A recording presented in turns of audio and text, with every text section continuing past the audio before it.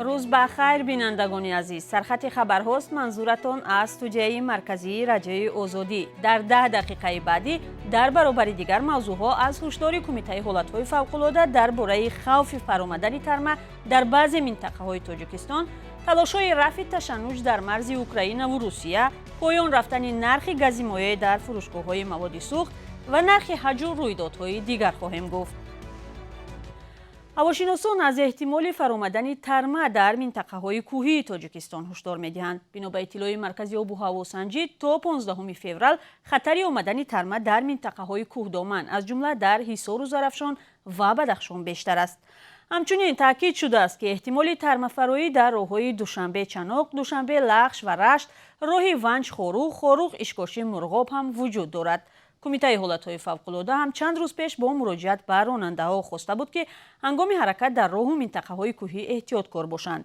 متخصصان مرکز پیریخشناسی تاجیکستان در ماه ینور 115 حادثه فرآمدن ترما را به قید گرفتند که اکثریت در منطقه بدخشان صورت گرفته است. پرزیدنت ایالات متحده آمریکا جو بایدن و رهبر اوکراین ولادیمیر زلنسکی با اشاره به تجمع نیروهای روسیه در مرز با اوکراین به اهمیت جستجوی راه‌های دیپلماتی تاکید کردند. به قول قصر سفید صحبت تلفنی دو رهبر 13 فوریه دایر شد. بایدن تکرار کرده است که کشورش از صاحب استقلالی و تمامیت ارضی اوکراین پشتیبانی میکند و اگر روسیه تجاوز به خاک اوکراین را ادامه دهد، آمریکا با آن پاسخی سریع خواهد داد. دفتر مطبوعاتی پرزیدنت زلنسکی گفت رهبر اوکراین جو بایدن را به زیارت از این کشور دعوت کرده، افزوده است که بازدید او از اوکراین به تحکیم نظم و ثبات منطقه باعث خواهد شد. کشورهای غربی از پرزیدنت روسیه ولادیمیر پوتین تقاضا کردند که در رفع تشنج مرزی مساعدت کند. واشنگتن روز 13 فوریه ابراز داشت که شماره سربازان روس در مرز این کشور با اوکراین از 100 تا 130 هزار نفر افزایش یافته است. ایالات متحده از سازمان امنیت و همکاری در اروپا درخواست نمود که در دوام 48 ساعت آینده اقدام‌های روسیه در مرز با اوکراین را مورد بحث قرار دهد. بینندگان عزیز، رویدادهای اخیر در مرز اوکراین و تلاش‌های دیپلماتی رفع این بحران را در سامانه آزادی.org پیدا کنید.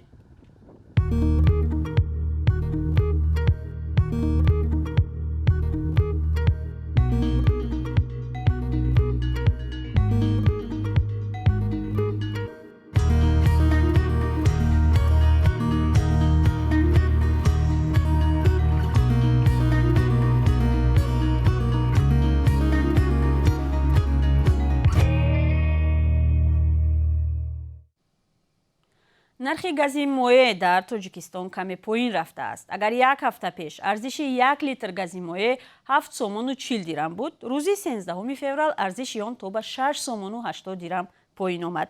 برخی از فروشنده‌ها ارزان شدن این نوع سوزشواری را به افزایش واردات آن از قزاقستان ربط دادند. بیشتر نقلیات‌های سبکرو در تاجیکستان از گاز مایع استفاده می‌کنند و بالا و پایین آمدن نرخ این نوع سوزشواری به جیب اکثر مردم میان حال در کشور تاثیر دارد. سال گذشته نرخ گاز مایع در تاجیکستان به طور بی سابقه بالا رفته، یک مدت از 8 سومانی هم زیاد شده بود. نمایندگان خدمات ضد انحصاری سبب این را بارها به بلند رفتن نرخ در بازار جهانی از جمله کشورهای صادرکننده ربط دادند. اما کارشناسان از حضور شرکت‌های مونوپولیست صحبت می‌کنند که به وضع این نرخ و نوا در بازار سوزشواری تاثیر می‌رساند. یک وکیل پارلمان تاجیکستان از بلند بودن نرخ محصولات کشاورزی از جمله میوه داخلی در مقایسه با محصولات کشاورزی وارداتی اظهار تشویش کرده است. این موضوع آخری هفته گذشته در مجلس نمایندگان هنگام قبول اصلاحات به بودجه کشور بحث شد. دارینگ رحمان جهانافروز قربانزاده وکیل مجلس نمایندگان و عضو حزب اصلاحات اقتصادی بالاروی نرخ‌ها را نتیجه کار میانروها دانسته از حکومت خواسته است نسبت این مسئله هر چه زود چاره‌اندیشی کند. و نرخ ماندارین را مثال آورده گفته است مثلا نرخ 1 کیلو ماندارینی که از خارج دور وارد می شود با در نظر داشت خراجات لوجستیکی و باج گمرکی 6-7 سومانی باشد، اگر نرخ میوه‌جات وطنی همان از جمله سیب و انگور تا 25 سومانی را تشکیل می‌دهد. بنا به پیشنهاد او با راه کم کردن نقش میانروها بین دهقان و خریدار می شود از بالاروی نرخ در بازار پیشگیری کرد. نگرانی این وکیل تاجیک از بالاروی نرخ خوراکواری در بازار در حالی است که ساکنان تاجیکستان پیوسته از چند برابر بالاروی نرخ‌ها در کشور شکایت می‌کنند. آنها می‌گویند گران شدن نرخ همگونه مال و محصولات در بازار زندگیشان را سخت کرده است. قرض شرکت برق تاجیک از نیروگاه سنگتوده 1 در یک سال 2021 تقریباً 500 میلیون سومانی افزایش یافته است. در مجموع حالا قرض شرکت در نزد نیروگاه برقیابی به بیش از 2 میلیارد سومانی رسیده است. بنا به اطلاع مسئولین نیروگاه به شبکه‌های برقی کشور به فرق از یک سال پیش 23 میلیون کیلووات ساعت برق بیشتر انتقال دادند. اما شرکت برق تاجیک از اول سال همگی 38% پول برق تولید کرده این نیروگاه را پرداخت کرده است که کمترین مبلغ در تمام تاریخ فعالیت نیروگاه برقیابی بوده است. نیروگاه برقیابی سنگتوده 1 کارخانه مشترک تاجیکستان و روسیه است. قدرت نیروگاه 670 مگاوات در یک سال را تشکیل می‌دهد.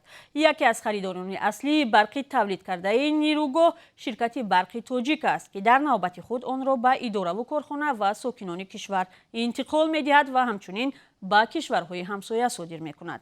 مسئولین شرکت سنگتوده 1 در حالی از تولید و انتقال بیشتری برق به شبکه‌های برقی خبر می‌دهد که در همین سال شکایت ساکنان از کمبود برق خیلی زیاد بود.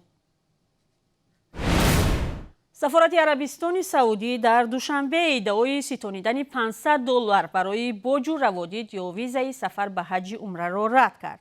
این سفارت در یک واکنش به یک مطلب آزادی درباره مانع‌های سفر به حج عمره نوشته است روادید یا ویزا به عربستان سعودی به خواهشمندان سفر حج رایگان داده می شود. در مقاله تحقیقاتی رادیوی آزادی از روز 5 فوریه درباره مونوپولیا و مانع‌های سفر حج عمره در تاجیکستان یک راهبلد شرکت رسول ساختمان ادعا کرده بود که از مجموع $2100 یا 24000 سومانی که تا آخر سال 2019 برای حج عمره طلب میشد، حدود $500 برای ویزا و باج عربستان سعودی پرداخت میشد. سفارت عربستان سعودی در پاسخ خود به این مقاله گفته است روادید سفر به حج عمره رایگان به شرکت‌های داده می شود که اجازتنامه کمیته دین را دارند. در تحقیقات رادیوی آزادی گفته شده است که به زودی جای دو شرکتی را که خواهشمندان زیارت خانه خدا را به حج عمره می بردند یک شرکت نو می گیرد. و کمیته زبان و اصلاحات تاجیکستان میگوید که مؤسسه و شرکت‌ها در سال گذشته برای رعایت نکردن قانون زبان به مبلغ 48660 سومانی جریمه شدند. مسئولین این نهاد روز 14 فوریه در نشست خبری گفتند که در این رابطه 57 پرونده حقوق ویرانکنی باز شده است. همچنین در سال گذشته به این نهاد بیش از 1000 شهروند برای نامگذاری فرزندان خود مراجعت کردند. کمیته به زیاده از 500 نفر آنها پاسخی رد داده است. گروه متخصصان کمیته زبان و اصطلاحات سال 2015 فهرست یگانه نام‌های ملی را آماده و نشر کردند که در آن به گفته مسئولین نهاد صرف نام‌های ملی و تاریخی و ساده را جمع آوری کردند. کتاب هر سال با نام‌های نو نشر می شود. مؤلفان فهرست نام‌های ملی قبلا گفته بودند مردم باید بر پایه همین فهرست به فرزندان خود نام گذارند. نشر این فهرست در جامعه بحث‌ها را به میان آورد. ایده انتقاد کردند که این فهرست نامگذاری‌ها را محدود کرده است.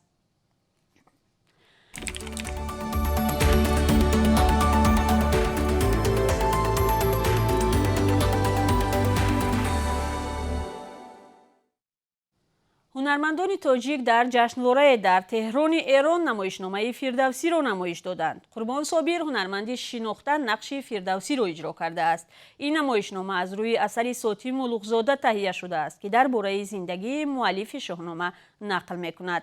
سارا صابر دختری هنرمند در فیسبوک نوشته است که تماشابینان ایران نمایشنامه را خیلی خوب قبول کردند. هنرمندان تاجیک برای شرکت به جشنواره بین المللی تئاترهای فجر رفتند که از 10 فوریه آغاز شده است و تا 16 فوریه ادامه خواهد کرد. دوستان عزیز اکنون برایتان درباره قرب اسعار خارجی در تاجیکستان اطلاع می‌دهیم. بانک ملی برای امروز 14 فوریه قرب 1000 روبل روسی را 150 سومانی و 10 درم مقرر نموده است. $1 11 سومانی و 30 درم نرخ دارد و 1 یورو باشد 12 سومانی و 88 درم تعیین شده است. با عرض سپاس به یکایک شما بینندگان عزیز رادیوی آزادی که همه روزه همین لحظه ها همراه ما هستید. ما اینجا برنامه سرخط رویدادها را به پایان میبریم. روزی خوب داشته باشید.